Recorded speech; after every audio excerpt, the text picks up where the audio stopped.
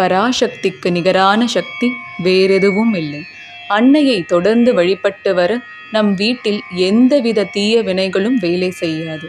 வாரத்தின் பிற நாட்களை விட வெள்ளிக்கிழமைகளில் வழிபடுவது இரட்டிப்பு பலனை தரும். அதிலும் ஆடி வெள்ளிக்கிழமை மிகவும் சக்தி வாய்ந்தது.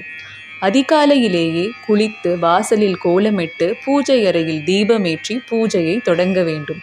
ஒரு கலசத்தில் மஞ்சள் தூள் கலந்த சுத்தமான நீரை நிரப்பி அதில் சிறிது வேப்பிலைகளை போட்டு வைத்துவிட்டு அம்பாளை வேண்டிக் கொள்ள வேண்டும். அன்னை பராசக்தி அந்த கலச தண்ணீரில் வந்து இறங்கி விடுவதாக ஐதீகம். தண்ணீருடன் இருக்கும் அந்த கலச சொம்பை இரு கைகளில் ஏந்தி உங்கள் கோரிக்கைகளை மனதில் நினைத்து மனமுருகி வேண்டிட உங்கள் கோரிக்கையை எதுவாகிலும் அன்னை நிறைவேற்றி தருவாள். ஓம் சக்தி.